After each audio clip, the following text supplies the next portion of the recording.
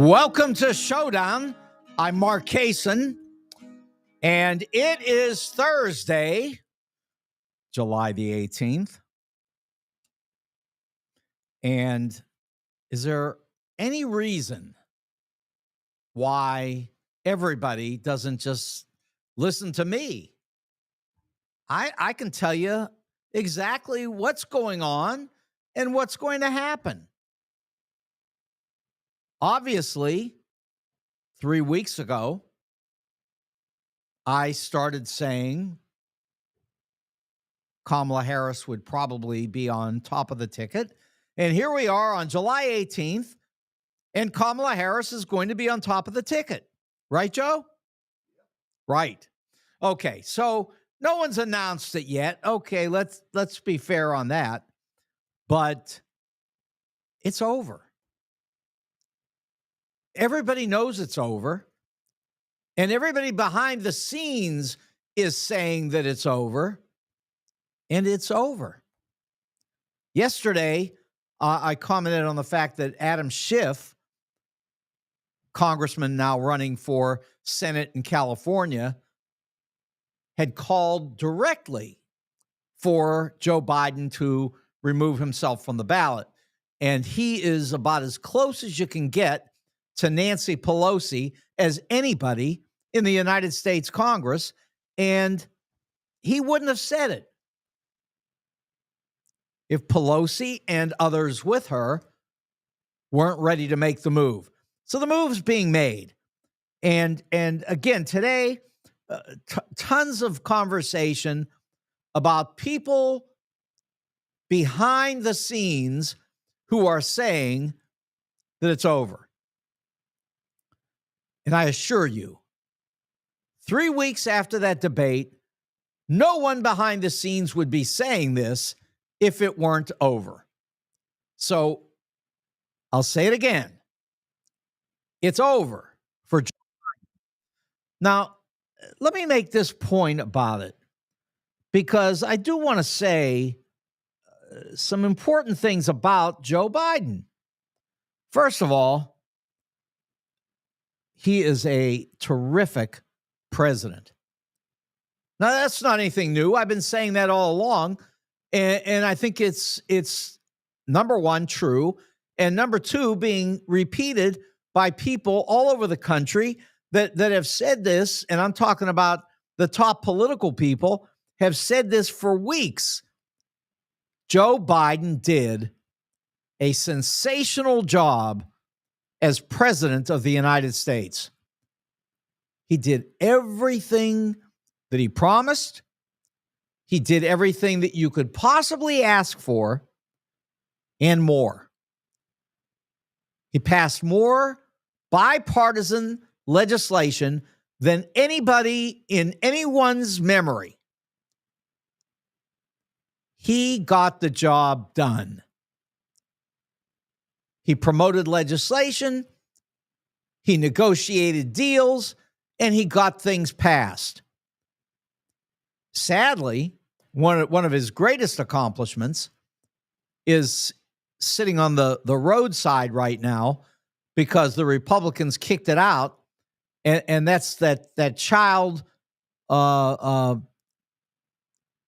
child care credit for people who have children that want to go to work and they need somebody to watch their kids, and they can't afford to pay $1,400, $1,500, $1,600, $1,700 per month. It's too much. And what if you have 2 kids? What if you have 3 kids? And if you have 3 kids, you're looking at $5,000 a month just to watch your kids. But Joe Biden took care of all of this in the early days of his presidency. It was all done. It all worked fine. And people, well, let me say, people were raised out of poverty as a result. Large numbers of people. It was effective. Well, the Republican Party couldn't go along with that one. That would actually help somebody. So they had to step up when they took power in the House and throw it out. And that's nothing compared to what they would like to do. But the good news is they'll never get close to any of it. As of last night, and maybe tonight, you can call the last 2 nights, this is the closest that Donald Trump will ever be to the presidency of the United States again in the rest of his life. After this, it's all going to get further and further and further away because, frankly, Kamala is going to be at the top of the ticket. And here's how it works out. And I promise you, I'm going to say this all the time. And when we get to the day of the election, it's going to be so obvious that there won't be a Republican that even wants to show their face anywhere because they'll be so dejected by that moment. Donald is not going to win anything. He couldn't even get elected to dog catcher by the time we get to November. Because here's what's going to happen. Women are going to vote for Kamala Harris. They were definitely going to vote for Joe Biden. So I assure you, they're going to vote for Kamala Harris. If they don't have Biden, they're certainly not going to walk away from Kamala. No, women will be with Kamala. Secondly, black people. Have you ever heard of black people? Do you know who black people are? Do you know what they are? Do you know that there are black people in the United States? There are 44 million black people in the United States. I understand if you're white, you don't want to hear any of this. You want to deport them.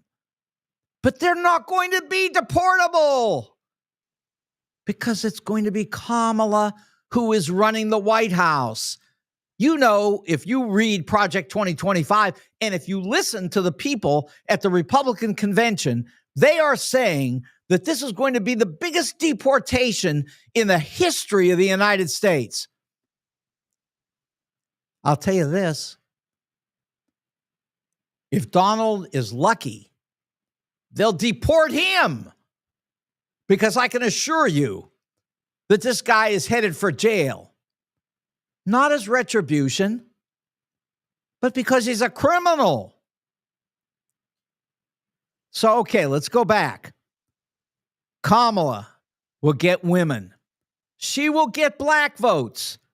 I said it would be 5 to 8% of the black population that would vote Republican this year. Donald's been saying 25 to 30%. Now, I want you to watch what happens. When we get to November, I want you to listen to what I said and what he said. And you'll realize that anybody following him is wasting their time. And I don't want you to follow me. I just want you to understand. Donald's a sicko. Because if he thinks that black people are going to vote for him over Kamala Harris, well, I'll have to ask Joe to play the laughing box because it's ridiculous. It's just not going to happen. It's not remotely possible. Kamala Harris will get 95% of the black vote. It's that simple. Donald will be lucky if he gets 5. All of his talk, 25, 30%, black people are voting for me because I'm willing to get them a job mowing lawns. That's all black people are worth. What are black people? Morons. But they can mow a lawn, according to Donald Trump. So, Adolf Hitler, Donald Trump would love to deport black people, deport Hispanics. Look, if his parents were alive, he'd deport them. This man is mentally ill, and he's got about one more day to think about being president of the United States. Because when Kamala gets the nod, the rest of this is over. And again, I just need to say this. Joe Biden is such a good person. Let's forget the presidency part. He was a very excellent president. Those 154 scholars that mark this every year, they called Donald Trump, once again, the worst president in American history. We understand that. And then they also said that Joe Biden is number 14. Not bad. That's pretty high up. And it's also warranted. And if it's 12 or if it's 16, it's somewhere in there that would be legitimate. He was a great president, but he was also a great person. And he's still a great person. And he needs to be honored by the Democratic Party, not just tossed out. When Kamala Harris becomes the presidential candidate, Joe Biden needs to be honored. The only thing that they need to be thinking about right now is how to honor him. He's 82 years old. He's struggling. He's an old person and he's got some problems. I always say, the United States is a great place to be old if you're healthy. Donald's got health problems. I'm sorry. Joe Biden's got health problems. Donald also has health problems. But Joe Biden has health problems. So I'm so excited that I think I'm Joe Biden. But honestly, he's got some health problems. We see it every day. By the way, I'm dying. See, isn't that good? No, I'm okay. I'm just trying to figure out how to push the button on here to bring up that chat thing. There's a little icon that says chat on the bottom right-hand column. Bottom right-hand column. It says need help. See, I'm not as dumb as you thought. Chat's right there. Nobody's in it yet. Oh, it's on there? Okay, Yeah, gotcha. Yeah. It's just empty right now. Thank you, Joe. Okay, so look, here's the deal. Joe's got problems. We know he does.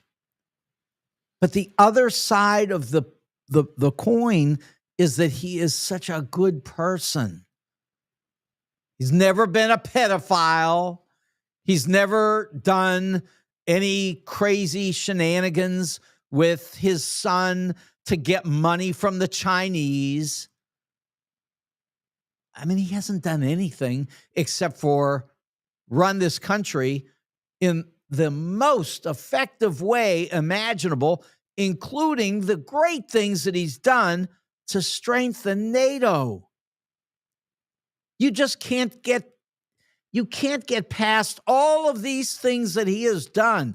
In fact, it's exactly the opposite of what Donald did when he was president for 4 years, which, I mean, I've had so much trouble over the years even saying that Donald was president, because he may have been in the office, but what did he do? Well, he tried to turn over documents to the Russians, and I shouldn't say tried. We know he did. We watched him do it. Foreign countries that knew about the documents that he turned over to the Russians, to Lavrov, those foreign countries, they were shocked. They didn't know what to do because they realized that it could compromise the lives of their people who worked for them in order to provide intelligence to us. But Donald didn't care. He turned it all over, brought in the Russian newspaper people and media people, and what did they do? They all high-fived in the Oval Office and laughed at the fact that the United States was turning over its foreign intelligence documents to Russia. Go online, put it in. Go to YouTube and put in Lavrov in the Oval Office with Russian journalists. Put it in. It'll pop right up for you. And the American journalists weren't even allowed to walk in. It was that secret. Oh, it was secret, okay, but not secret from the Russians. They got whatever they wanted. So then, of course, Donald brought all that nonsense home, whatever he had left, the nuclear secrets and the rest, ready to sell that off to the Russians. We end up with a trial at Mar-a-Lago, or at least what was supposed to be a trial. And lo and behold, Aileen Cannon stupidly threw out the case. And I say stupidly because, listen to this. Watch how dumb she is. What a dumb person. She told Donald Trump's lawyers, don't bring this up again, this throwing the case out. Wait until we're in front of the jury. Then bring it up and we'll see. And everybody at the time knew that what she was doing was giving a wink to Donald and his people, explaining that double jeopardy would attach and the case would be over. So instead of just continuing to let this go on and on in a stupid way, but nevertheless, a way that she could get away with, I mean, she wouldn't have been attacked. Suddenly, she jumps up and says, case dismissed. I mean, what's wrong with these people? I guess she got excited by what she saw at the convention, and she thought if you're winning at the convention, that maybe you're the president. Or maybe she just thinks that because he's going to be the president, in her mind, that the game's over and she could just dismiss it and not worry about the consequences. But look what's going to happen. The 11th Circuit, which has already been given the appeal, is going to review the case, and they're going to rip her in every direction.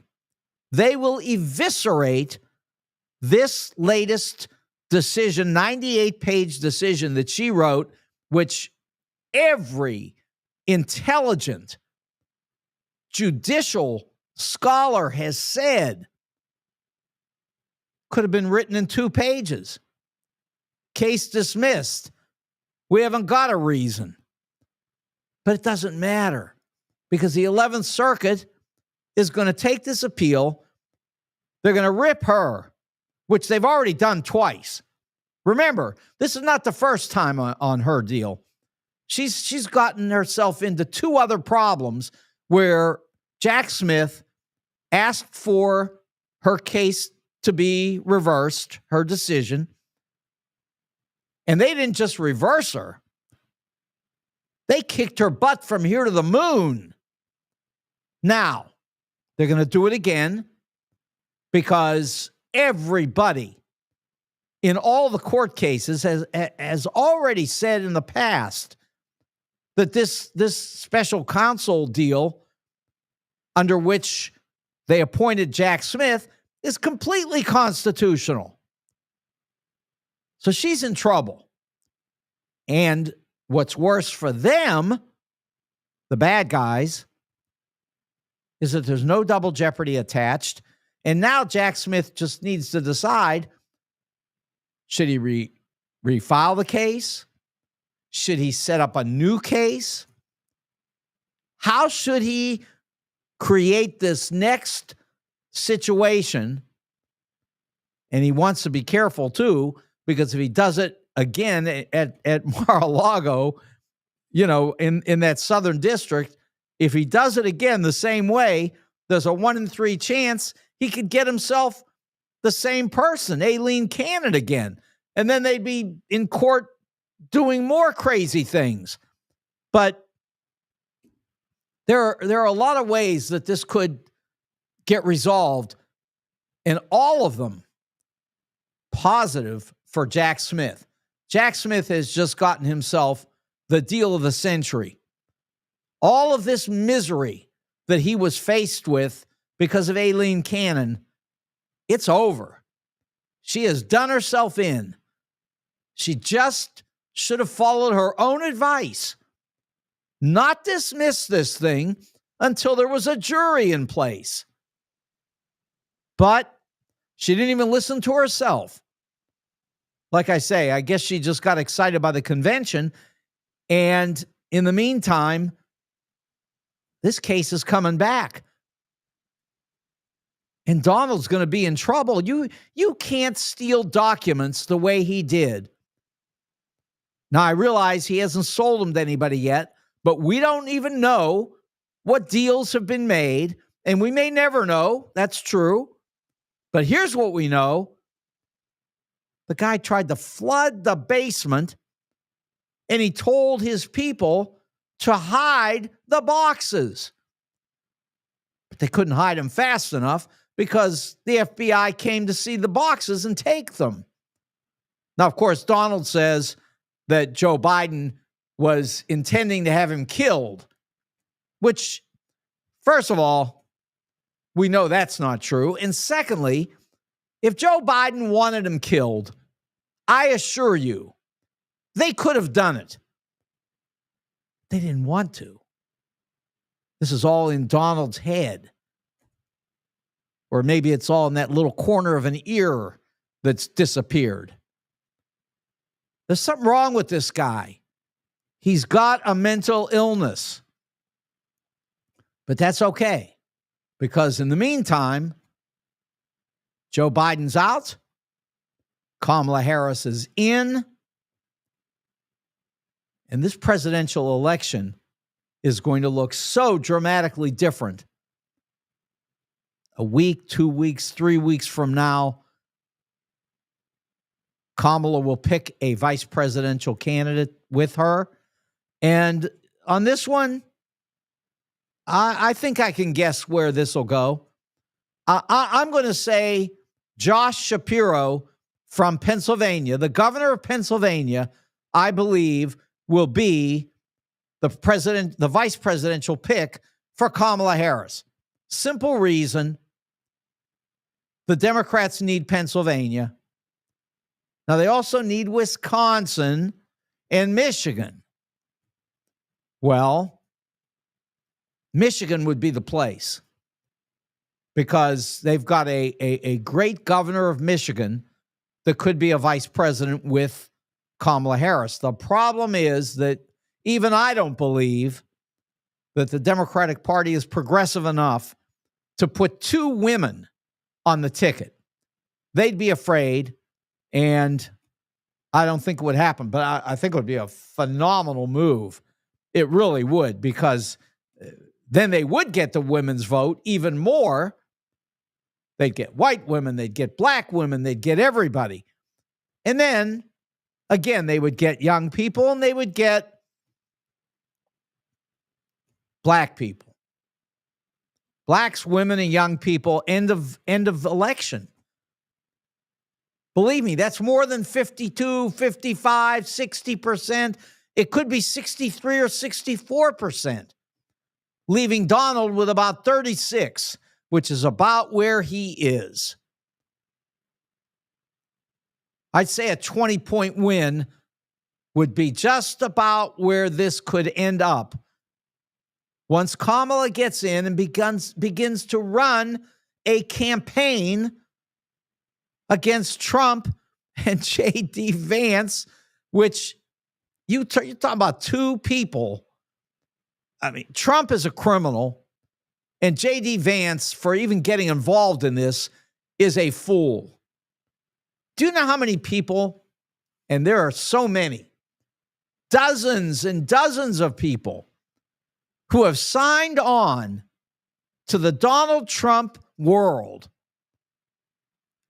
2016, 17, 18, 19, 20. There were even people who were jumping on in the last week of Donald Trump's presidency when he had already lost and it was all over. And they jumped in so that they could get involved with that idiotic elector plan. What did Navarro call it? Navarro, who just got out of jail. The Green Bay sweep. I mean, he thought that was funny. And he went to jail for 4 months because of how funny it was.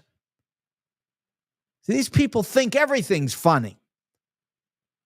And every one of them has gone to jail except for Donald. All of Donald's people have gone to jail. Manafort went to jail. Papadopoulos went to jail. Navarro went to jail. Bannon went to jail.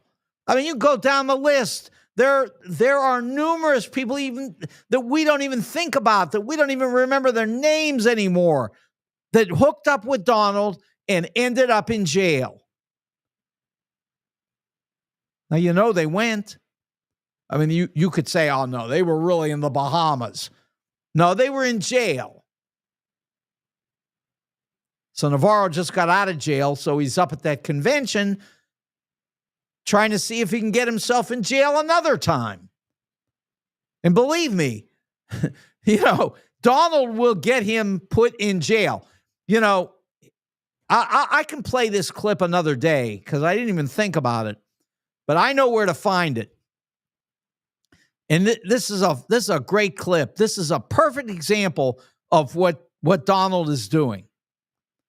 And you may remember the Seinfeld where George, I guess it's like in an old people's home or something, and the place catches fire, and George is like knocking people down and pushing them over in order to get out the door himself instead of trying to save anybody. That's Donald.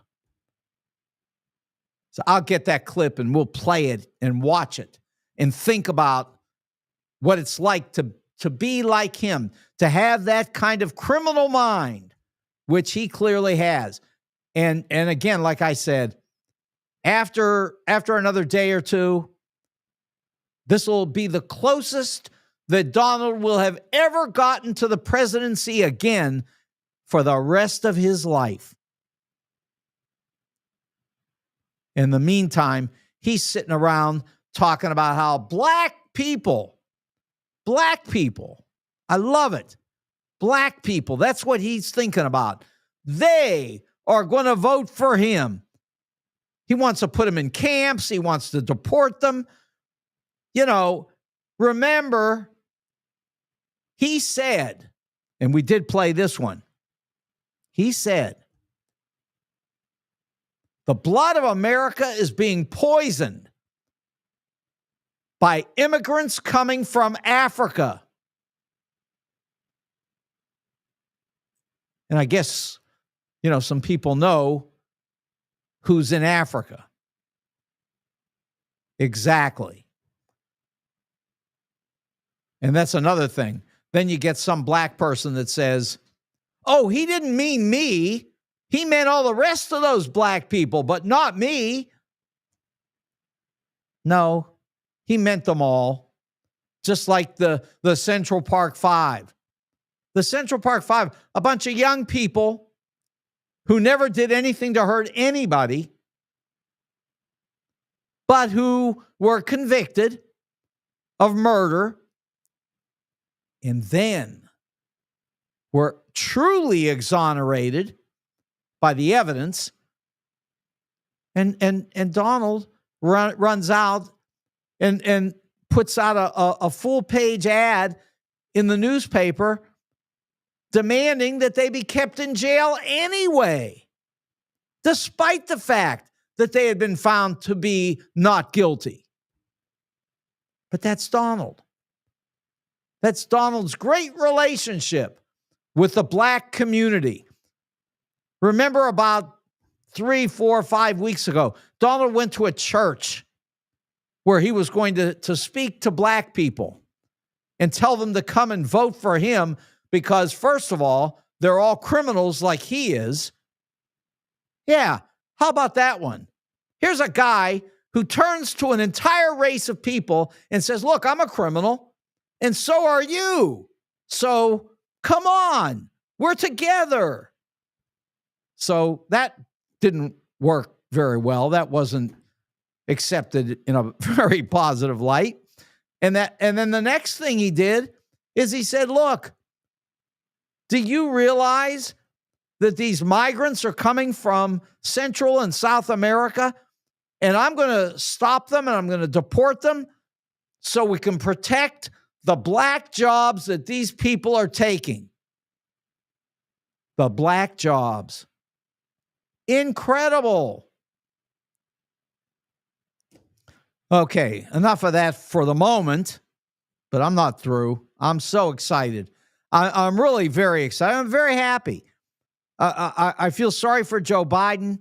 I think he was a very successful president and a very good man. And I think we need as a country to now honor him as he walks away from this election and Kamala Harris replaces him on the top of the ticket. That's what we need to do. We need to honor Joe Biden now, and we need to honor him in a very significant way. And then when Kamala's in the White House, she needs to honor him again. Medal of Freedom, all the other kinds of things that we do for great people who have served the United States of America. Absolutely. Okay. By the way, don't forget my good friend Lincoln Huff. I listen to his ads every day. It makes me laugh when he starts talking about build the wall. This man is running for lieutenant governor of Missouri, which means his job in Missouri is to do nothing. Nothing. Zero. There's no job.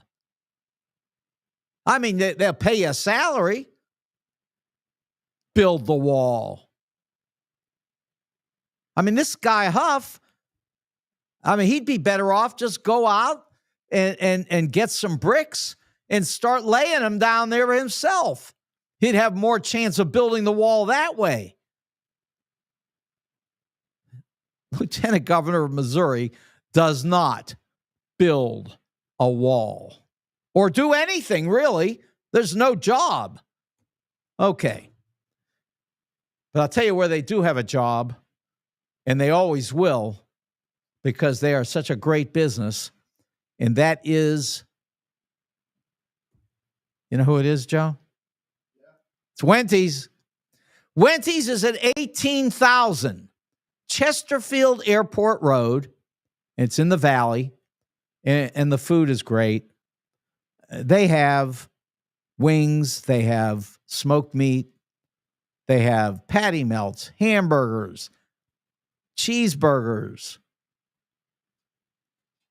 salads.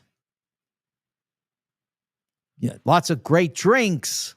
I mean, it's just a great place to go and eat. And of course, besides the pizza, which is also great, don't forget the baby back ribs and the onion rings. They're terrific. That's what I'll eat. Anytime I meet you there, you will find me eating baby back ribs and onion rings. Now, the only thing about it is, if you're doing it, you might think to yourself, I want to eat more, but I don't want people to think that I'm some kind of a crazy person. I eat so much. So all you got to do is pay your bill, walk out looking happy, get in your car, and then drive to Defiance. But don't let anybody know you're going. Then you go to Defiance, which is 2999 South Highway 94, and you go and do the whole thing all over again. All the ribs, all the onion rings. You can even throw in wings and everything else. And same great food, but they won't know that you already pigged out at the first Wendy's. That's the way to do it. Wendy's in Chesterfield and Defiance, all great food, same great owners. Go check it out and enjoy your dinner. Wendy's. Okay, if you're looking for a jewelry store, of course it's Jewels on Hampton, and that's 4506 Hampton in St. Louis. They have got cases and cases and cases that are filled with jewelry because they've just got all these things that they want to sell that are at great prices. You know, they design jewelry, they buy jewelry, they'll buy and sell jewels and coins. I mean, they're in business to get it done. Whatever you want, if you're on the buy side or the sell side, doesn't matter. Come into Jewels on Hampton, and you will enjoy the experience. You'll love Al and AJ. They're great people. They really are. So go check them out at 4506 Hampton. And if you've got a watch at home, 2 watches, 3, 4, 6, 10, whatever it is, and they don't work, just bring them all in because they will fix them at Jewels on Hampton. I don't know. If you bring in 10, you'll have to ask if there's a discount. I don't know. They never told me there is, but you never can tell. If you bring in 10, maybe. But anyway, great jewelry, great people, Jewels on Hampton. Now, the St. Louis Suit Company is in Clayton. It's on the corner of Forsyth and Central. And the men's clothes are outstanding. It's true that they've got those ties for $5. They do. And you might think, what kind of a tie can I get for $5? And the answer is, you get a great tie. Silk, beautiful designs. I mean, these ties look like $50 ties, but they're $5. And if you buy 5 of them, then they're only 4 a piece. That's $20 for 5 ties at the St. Louis Suit Company. And if you're thinking about when the weather's going to turn, and it will, I know everybody's talking about the heat.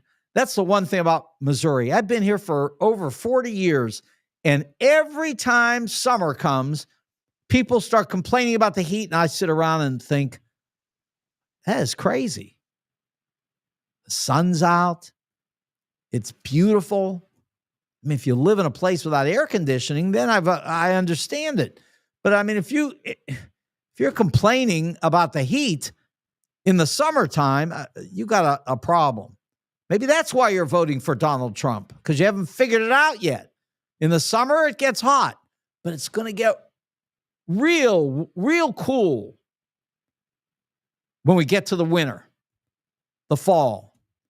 And what are you going to want? You're going to want to be at the St. Louis Suit Company, where you can get a great overcoat. Or you could go there right now at the worst time of the summer from the standpoint of heat and that overcoat. Yeah, it's not good for you. You're not going to wear that overcoat, but you buy it at a great price. You bring it home, put it in the closet, and then come fall, you've got it made. I mean, that's just smart economics. St. Louis Suit Company is also great if you're thinking about getting married or if you're going to a wedding and you need wedding attire. Everybody goes to the St. Louis Suit Company and knows that they are famous for wedding attire. Suits, shoes, ties, shirts, all of it. At the St. Louis Suit Company, Jay and Nick will take great care of you. Go visit them in Clayton. Okay. Did you know that the median age in the United States is 38 years old? Because I'll tell you something, I didn't know that. I'm not shocked by it, but in one sense, it is low. I mean, it does tell you one thing. I mean, if you're 45 years old, you're on the high side of that median number. If you're 39 years old, you're on the high side. So, you start getting up there, 50, 60, 70, 80. Listen, this country's younger than you think. All these people are going to be voting for Kamala Harris. You watch. But that's not why I bring it up. I bring it up because there is an issue with student loans, and you got a bunch of people out here, young people, who have these loans, and they have been looking at all kinds of promises having to do with either paying the loans off or just forgiving them altogether or possibly lowering the payments. Right now, the payments are if you're income driven on this, if you get a special deal because your income is low, I mean, they'll let you pay 10% of your income. I think that's after you take certain deductions. But Joe Biden changed it in this new program that he set up called the SAVE program. And he had lowered it to 5%. It was supposed to go into effect almost any minute here now, except that once again, the courts have stepped in and blocked the program. Well, that's because the Congress is run by Republicans, and there's no way they're going to agree to do anything about these loans. They don't care. They really don't. They don't care what happens to you. If you're 38 years old or you're on the low side of that median number and you've got those loans out there and you've got to be paying them and you haven't been paying them for 3 years because of all the COVID delays, do you think Donald Trump cares about you? Really? Do you think he cares what happens to you and your loans? And the answer is, of course not. That man owes $100 million to E. Jean Carroll because he raped her. He owes $500 million to the state of New York because he defrauded them. And he isn't thinking about you. He's thinking about him. I'll tell you, he's worried about deporting people. He had to get himself into a fast car and go straight for the border and get south as fast as he can because there are people coming after him, and they are all part of the Department of Justice. I'm telling you. They're all thinking about jail. I understand. Somebody thinks that Donald has dodged the bullet because he got these people that he threw on the Supreme Court inappropriately to go along with some ridiculous idea that a president of the United States is immune from everything. No prosecutions against a former president because, I don't know, if you're a former president, you're just so good that we shouldn't do anything to you. Break the law, do what you want. But listen, he isn't worried about you if you've got a student loan out there, I assure you. However, there is another problem. And the problem is something that I've been talking about for several weeks, and that is the problem economically, and especially having to do with the stock market, because Meta, which is Facebook, and NVIDIA, and Apple, Netflix, all these companies, there are about 7 of them. They call them the Magnificent Seven. Well, here's the problem. The Magnificent Seven have come apart at the seams in the last 3 or 4 days, very rapidly. And suddenly there's talk, justifiably, that there could be a crash. As of yesterday, in 5 days, those stocks had given up $1 trillion. And guess what? They got slammed again today. Now, as I always say, they could bounce for a day or two, and then they could be right back down again. This is serious. Now, it'll be over in a flash, and you'll have a lot of people losing a lot of money because they're out doing something that's just dumb, which is chasing companies that are the only ones that are being bought by anybody with all these institutional dollars out there. It was just not smart. Anybody that's been in the market for 10 minutes knows this is bad business, and now they're paying a price. This is probably going to be over in a flash, but the consequences financially to people who have found all their money parked in these stocks could be enormous. But we'll see. That every crash has its own way of developing its own personality, and some are worse, some are better. I've talked about the fact that for 500 days, the yield curve has been inverted, which is a sure sign of recession. So, there's some problems out here. And now suddenly, with this collapse of the technology stocks, you got some people recognizing it. But it's all happening in July, and, it'll probably be over by August. In September and October, you'll see prices rebounding again. I don't know how far they'll rebound, but they'll rebound. And there will be an election in November. But in the meantime, there are some people who are going to pay a price for chasing things in the marketplace that they should have known better about. In the meantime, 38 years old and younger, you got people who are out here with these loans. And by the time the markets get hit to the full extent, it is possible that circumstances will be such that you'll be looking at the necessity to dump those loans and to get rid of a lot of other problems and to try to get this thing set back right so that the economy can rebound along with the stock market.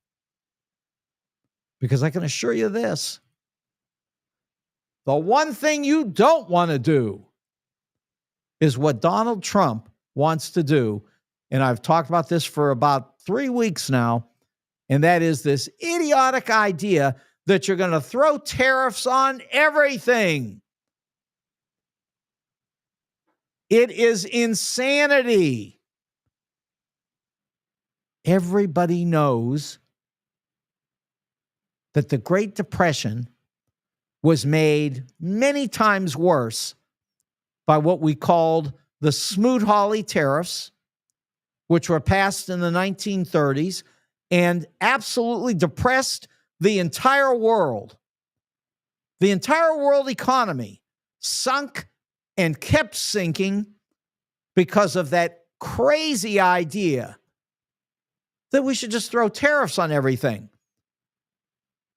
The whole idea is it's protectionist, but somebody didn't understand who was getting protected. And it wasn't the United States economy, and it wasn't the world economy. We paid a price. And here we are with the same dumb idea at the worst time economically that it could possibly be promoted. Leave it to Donald. And then, of course, leave it to J.D. Vance, who has jumped in with both feet on the same idea. He was doing this before he even hooked up with Donald, but Donald thought this is a great person to add to my campaign because he's already supporting tariffs. Where do we get people like this? Well, I can tell you that I don't know where we get them, but I know where the explanation is of what they want to do. You simply get online, go to Google, and put in Project 2025 complete. And you'll get a PDF file, like 920 some pages, and start reading. But I'll tell you this, you can shortcut it a little bit.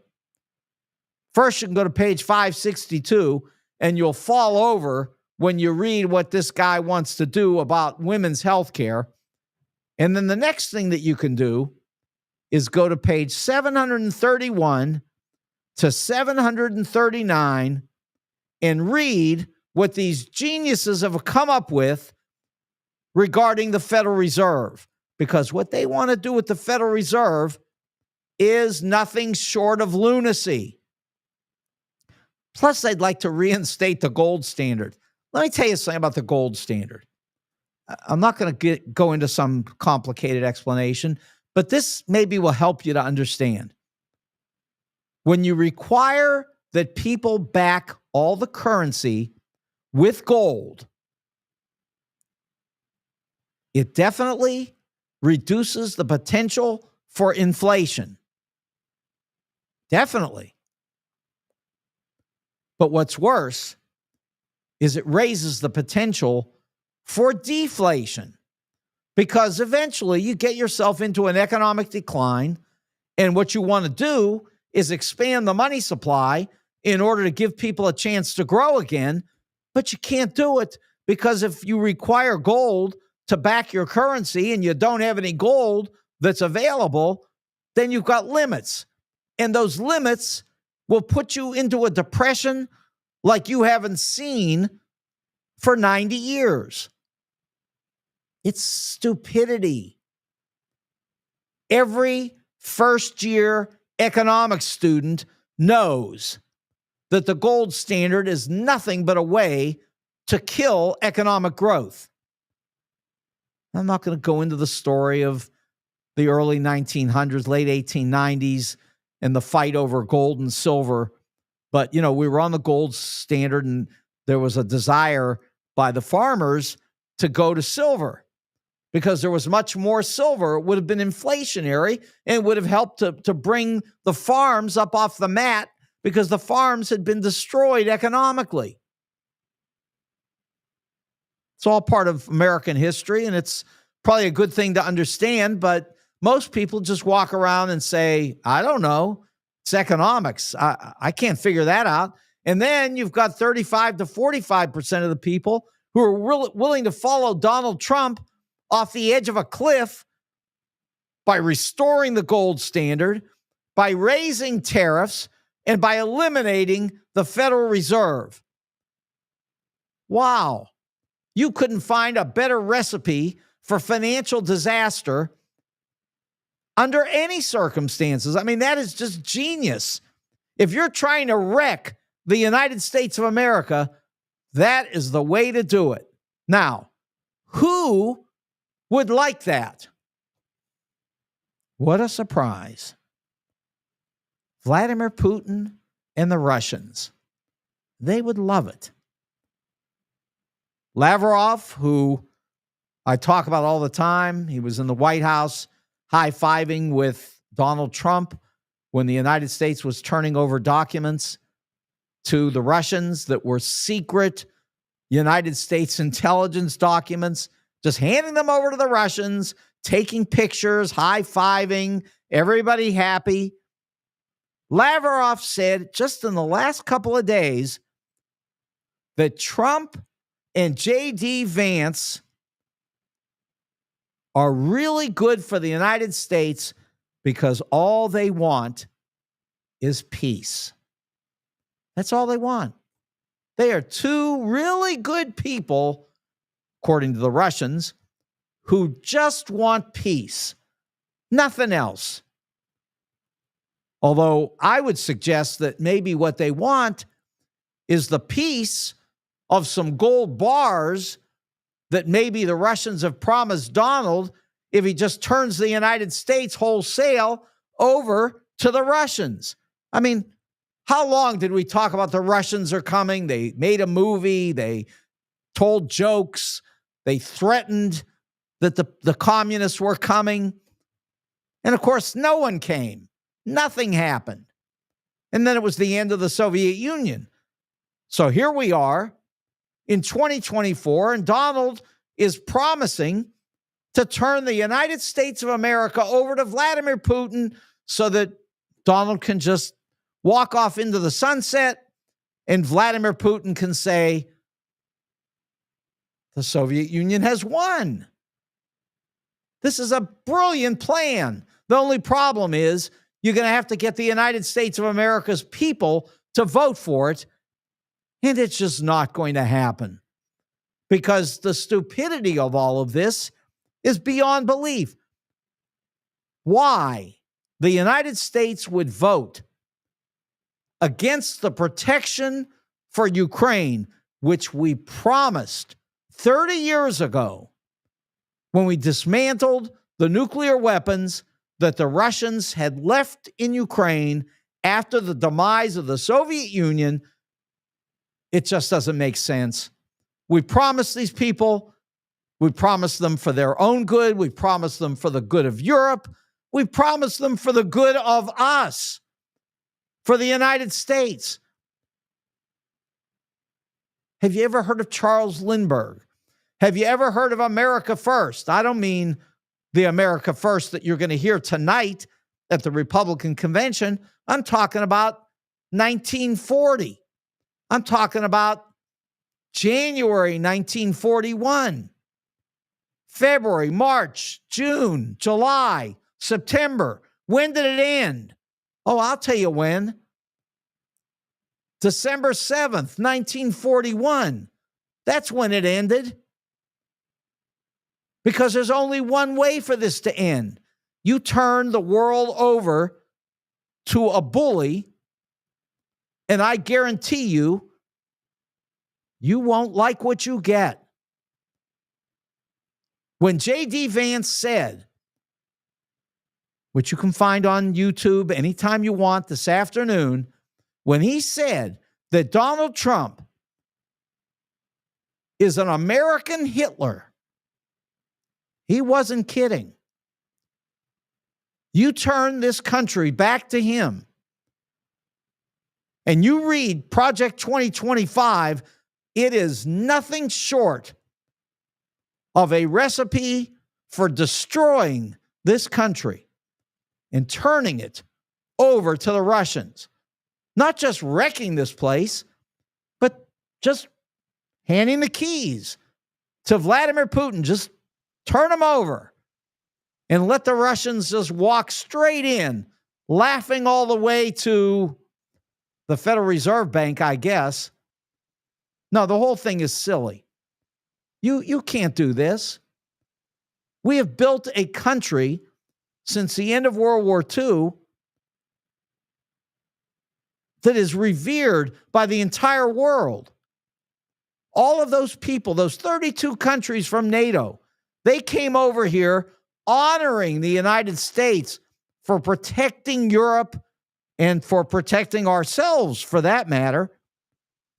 You know, if you protect Europe, you protect the United States. And to turn it all back over to Donald Trump so that he can turn it over to Vladimir Putin, and so they can go back to the Oval Office and high five on Russian television, it doesn't make sense. But it does make sense for me to get out of here and to think about, on the way out the door, Wendy's, Jules on Hampton, the St. Louis Suit Company, And remember, this is Showdown. I'm Mark Kaysen.